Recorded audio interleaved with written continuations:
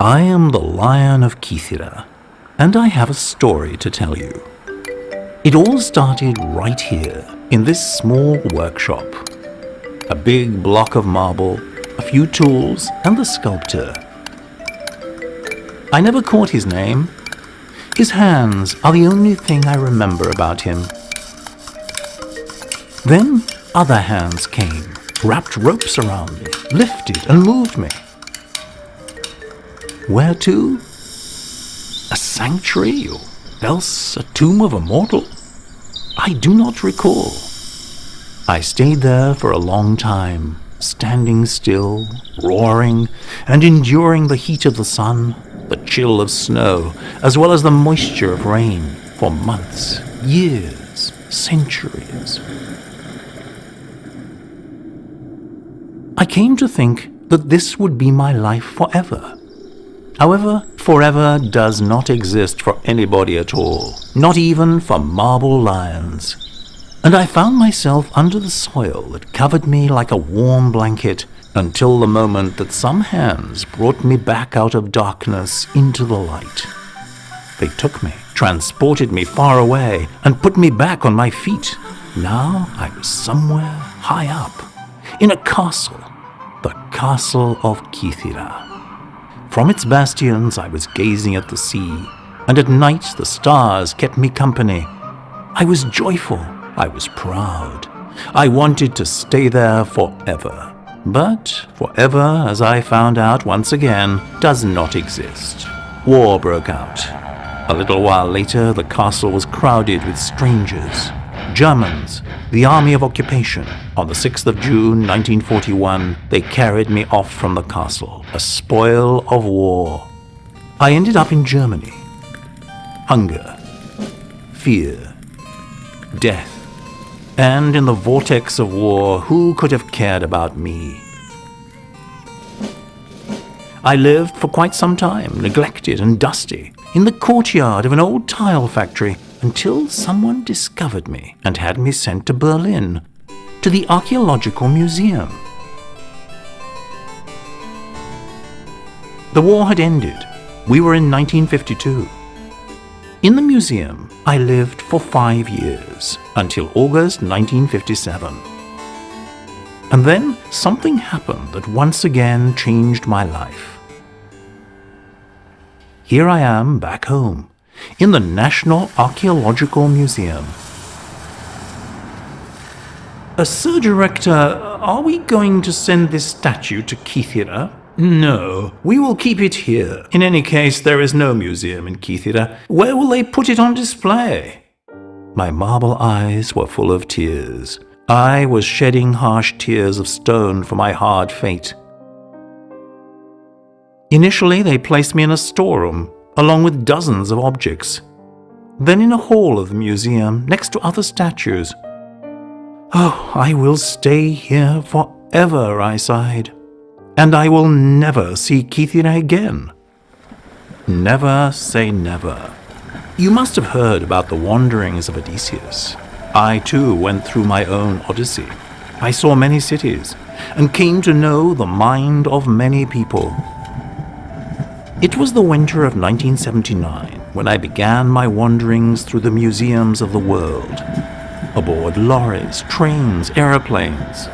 First it was Paris, and from there to the opposite end of the world, New York, and then to the other end, Moscow, and then to Leningrad. Oh, those were the days. But is this all that matters? Nice were the trips and the exhibitions abroad, but I was longing for my homeland. In the meantime, Kythira had finally got the museum that its inhabitants wanted so much. I heard it from a guard who was a native of Tsirigo. I contemplate applying for a transfer to Tsirigo to work in the new museum. And if that works out, I'm thinking of taking this fellow with me. People down there on the island ask for him. And mark my words, we will manage to take him back. Once again, tears filled my stone eyes. But these were tears of joy. I began to hope and dream. The day of my return has been engraved on my memory forever. I remember the people who looked after me, Aristides, the head technician, and another young conservator, Yannis. These two people packed me securely into a wooden crate, and in another one they placed my base. The last thing I saw before Yannis snapped the lid shut was a big smile on the face of my compatriot. I smiled back. Farewell until we meet again back home. We reached our destination. My marble heart leaped in my chest. The crate was opened. Light! Here I am on my pedestal. I breathed a sigh of relief. My odyssey had come to an end. At least, so I thought then. On the 8th of January 2006, Sunday noontime, first a rumbling noise was heard, as if emerging from deep inside the earth. And before I knew it, I felt my pedestal trembling under my paws. An earthquake. The museum was closed. The building was declared unfit for use. Many years went by in silence and desertion. I had started believing that the museum would remain closed forever. And yet not. The autumn of 2013. I recognized him the moment he came in. Many years may have passed and he was not such a young lad anymore, but there was no way I was mistaken. It was my conservator. Hello, old friend. Oh, look, we meet again. I came to take you from here. Take me? Where to? Oh no, I would rather stay here even if the museum remains closed. At that moment, the archaeologist in charge entered the room. Yannis, how are things going? We are ready, Madam Director. By noon we will have brought everything up to the castle. The castle? Oh gods, you who protect the marble lions, is that possible? Am I going back to the castle? Indeed, it was true. The museum was going to be closed for renovation, and because of that, they had to move us. Everything else I remember vaguely, as in a dream. The straps that were softly fastened around me, the abrupt pull of the crane.